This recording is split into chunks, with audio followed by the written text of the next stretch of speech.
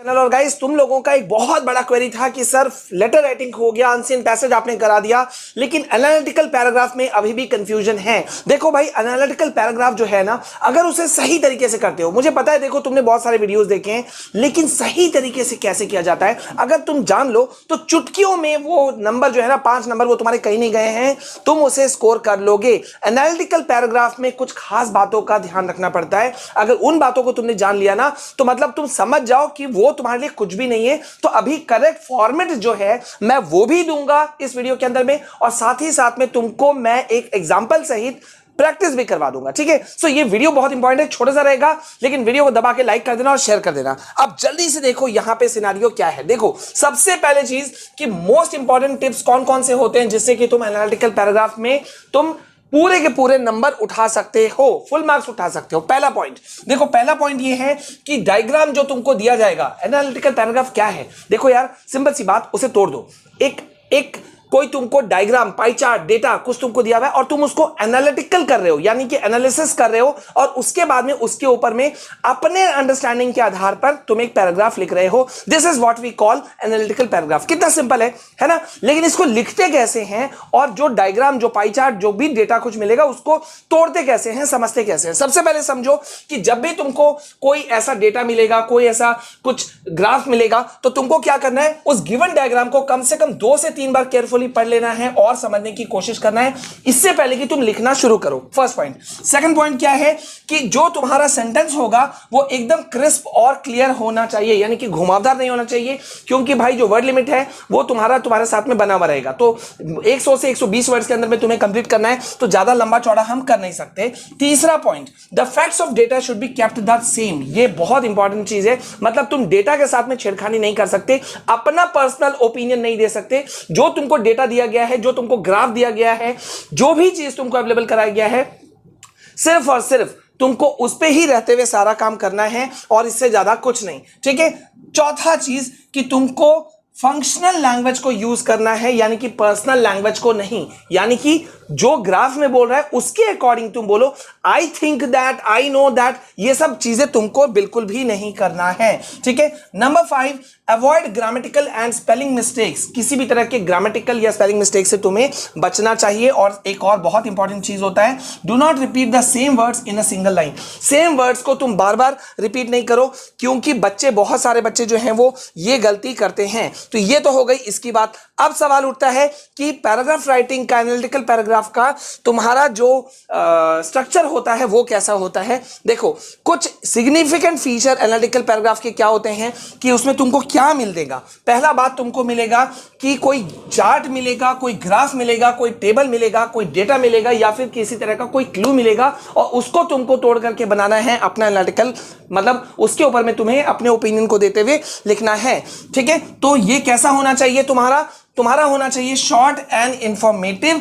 Next, it should clearly mention the provide facts and figures. उसमें जो data दिया गया है उसको भी, मतलब उसको काट छाट नहीं करना है। जितना डेटा जो ग्राफ के अकॉर्डिंग या कोई चार्ट के अकॉर्डिंग तुमको प्रोवाइड कराया गया है, तुमको उस पूरे डेटा को लेते हुए, क्रिस्प करते हुए ऐसा एक्सप्लेन कर दो कि भाई ग्राफ तुम्हारा एक सामने पड़ा हुआ है और तुमने जो स्टेटमेंट दिया, ठीक है, वो स्टेटमेंट को देख करके एग्जामिनर समझ जाए कि हाँ यार, मतलब वो ग्राफ हम नहीं भी देखते तो इस जो पैराग्राफ लिखा गया उससे हम समझ जाते है ना। तो वो चीज कर लेना है।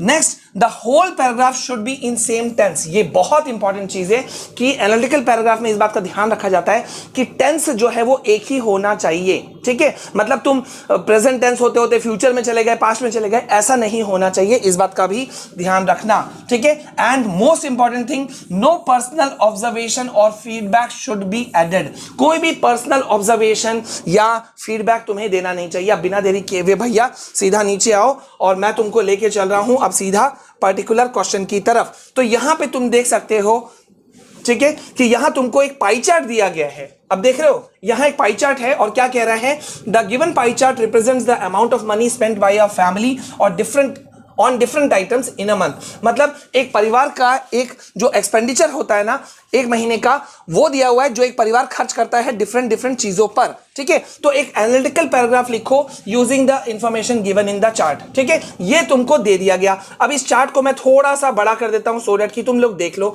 तो यहां पे क्या कह रहा है कि ये जो फैमिली है ग्रोसरी खरीदने में 23% ये एक्सपेंडिचर करते हैं, क्लोथ्स में इनका 90% खर्चा होता है, 5% रेंट में, 20% एजुकेशन में, 18% ट्रांसपोर्टेशन में एंड 15% मिसलेनियस। अब ये तुमको देखो एक अंदाजा मिल गया यार कि यहां पे तुमको कहां कहां इस परिवार, ये जो परिवार है कहां कहां किन किन चीजों में खर्चा कर रहा है, एक आइडिया मिल गया। अब जब आइडिया मिल गया, अब तुमको इसको तुमने समझ लिया तो देखो इसको तुम लिखोगे कैसे, इसको जल्दी से समझो। ये देखो, चलो अब यहां पे हम इसे समझ लेते हैं कि कैसे लिखना है। यहां तुम कैसे लिखना शुरू कर रहे हो, तुमने अपना आंसर शुरू किया कि the pie chart provides information about the amount of a money a family has spent on different items in a month। सबसे पहले तुमने यही लाइन लिखा, क्योंकि यही लाइन लिखाएगा भाई कि एक परिवार जो है अपने ऊपर में, अपने फैमिली के ऊपर में एक महीना में जो खर्चा करता है उस चीज को इंफॉर्मेशन हमको प्रोवाइड होता है। किससे प्रोवाइड होता है? पाई चार्ट से। हमने ये पहला लाइन लिख दिया। दूसरा, on an average the family has spent majorly on grocery which is 23%। अब देखो तुमने किस तरह से ये मेंशन किया, सबसे ज्यादा खर्चा कहां हो रहा था? ग्रोसरी आइटम में 23%। तो तुमने लिखा कि ऑन एन एवरेज ये जो परिवार है ये अपना ज्यादातर पैसा खर्च कर रहा है ग्रोसरी में, जो कि 23% है ऑफ द टोटल एक्सपेंसेस, ठीक है। वेयर एज, जबकि देखो वेयर एज इस तरह के वर्ड्स का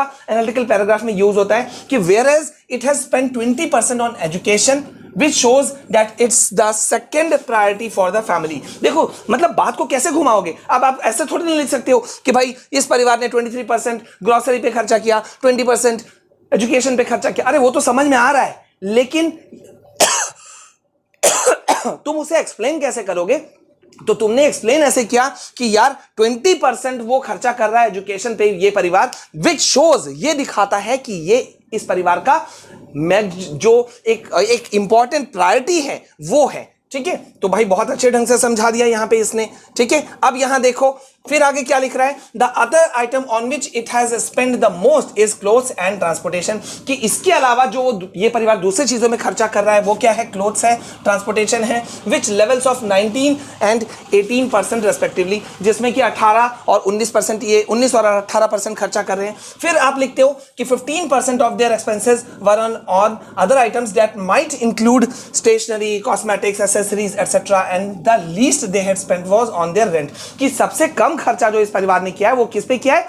रेंट पे किया है, किराए पे किया है। देखो समझाने का तरीका हो गया, ठीक है। The maximum amount was spent on grocery, education, transportation and clothes. फिर तुमने इस बात को एक अलग ढंग से करके कह दिया कि भाई जो मैक्सिमम खर्चा है तुमने उसके डिक्रीजिंग ऑर्डर में तुमने उसको मेंशन कर दिया कि सबसे ज्यादा ग्रोसरी, उसके बाद एजुकेशन, उसके बाद फलाना, उसके बाद ढिमकाना, ये तुमने कर दिया। अब overall the data shows that they have not spent much on the unnecessary items. देखो ये अंदर की बात निकाल ली तुमने कि भाई ये पाई चार्ट शो करता है कि ये जो परिवार है ये खर्चा अननेसेसरी आइटम्स में नहीं कर रहा है या मिसलेनियस चीजों में नहीं कर रहा है। After spending on grocery which is of utmost importance they have spent a significant amount on education, कि ग्रोसरी पे खर्चा करने के बाद में, जो कि जरूरी भी है, दूसरा जो इंपॉर्टेंट ये परिवार खर्चा कर रहा है ये एजुकेशन पे। तुमको नहीं लग रहा है कि बात को घुमा घुमा के कह रहा है? घुमा ही तो रहा है, लेकिन तुम्हारा काम तो पूरा हो रहा है ना। गौर करो, और यहां टेंस भी एक ही चल रहा है, प्रेजेंट परफेक्ट टेंस चल रहा है। गौर कर रहे हो?